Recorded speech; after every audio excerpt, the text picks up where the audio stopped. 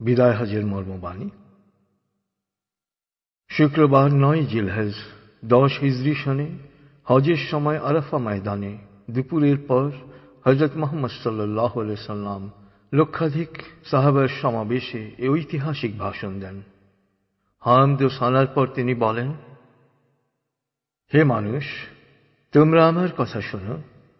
এরপর এই স্থানে তোমাদের সাথে আর একত্রিত হতে পারবো কিনা জানি না। হে মানুষ, আল্লাহ বলেন, হে মানব জাতি, তোমাদেরকে আমি এক পুরুষ ও এক নারী থেকে সৃষ্টি করেছি এবং তোমাদেরকে সমাজ ও গোত্রে ভাগ করে দিয়েছি যেন তোমরা পরস্পরের পরিচয় জানতে পারো।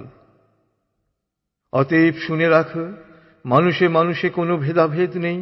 আরবের উপর কোনো অনারবের, অনারবের উপর কোনো আরবের শ্রেষ্ঠত্ব নেই। তেমনি সাদার উপর কালোর বা কালোর উপর সাদার কোনো শ্রেষ্ঠত্ব নেই। তোমাদের মধ্যে সেই ব্যক্তি আল্লাহর কাছে সবচেয়ে বেশি সম্মান ও মর্যাদার অধিকারী যে আল্লাহকে ভালোবাসে। হে মানুষ, শুনে রাখো, অন্ধকার যুগের সকল বিষয় ও প্রথা আজ থেকে বিলুপ্ত হল। জাহেলি যুগের রক্তের দাবিও রহিত করা হল। হে মানুষ, শুনে রাখো, অপরাধের দায়িত্ব কেবল অপরাধীর উপরই বর্তায়। পিতা তার পুত্রের জন্যে আর পুত্র তার পিতার অপরাধের জন্যে দায়ী নয়।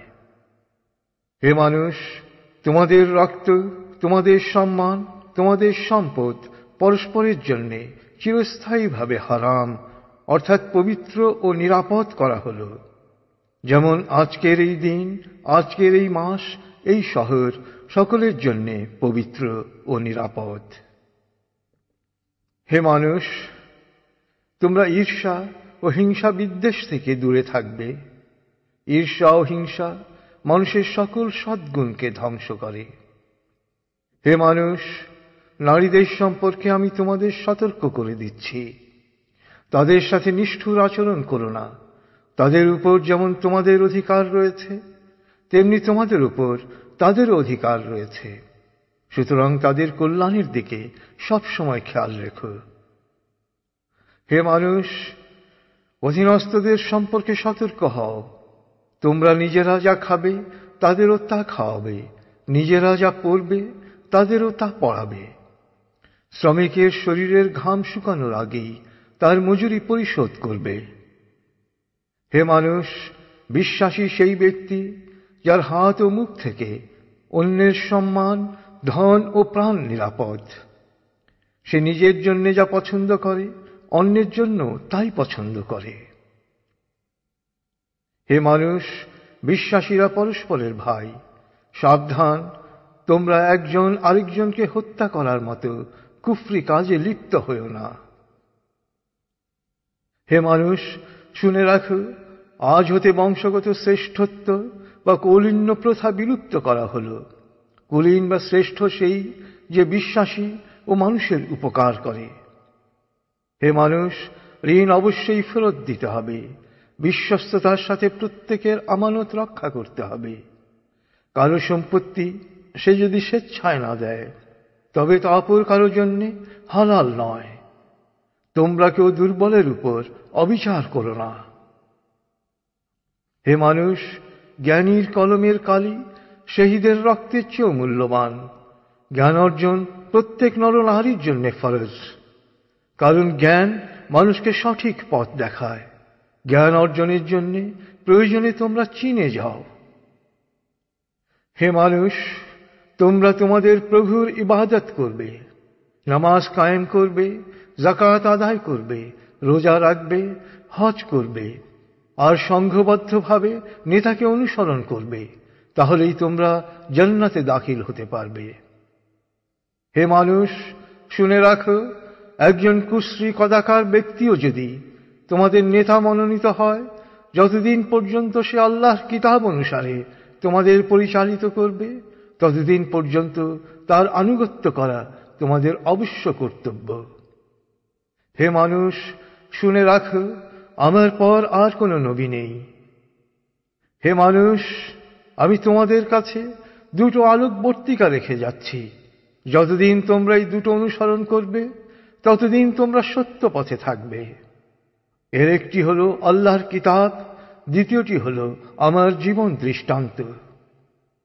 হে মানুষ, তোমরা কখনই ধর্ম নিয়ে বাড়াবাড়ি করো না, কেননা অতীতে বহু জাতি ধর্ম নিয়ে বাড়াবাড়ি করার কারণে ধ্বংস হয়ে গেছে। হে মানুষ, প্রত্যেককেই শেষ বিচারের দিনে সকল কাজের হিসেব দিতে হবে, অতএব সাবধান হও। হে মানুষ, তোমরা যারা এখানে হাজির আছো, আমার এ বাণীকে সবার কাছে পৌঁছে দিও। এরপর তিনি জনতার উদ্দেশ্যে জিজ্ঞেস করলেন, হে মানুষ, আমি কি তোমাদের কাছে আল্লাহর বাণী পৌঁছে দিয়েছি? সকলে সমস্বরে জবাব দিল, হ্যাঁ। এরপর নবীজি বললেন, হে আল্লাহ, তুমি সাক্ষী থাকো, আমি আমার সকল দায়িত্ব পালন করেছি।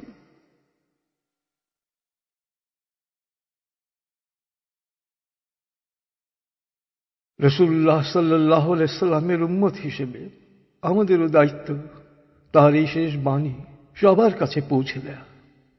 আল্লাহ আমাদের সবাইকে এই দায়িত্ব পালন করার তৌফিক দান করুন। আমিন।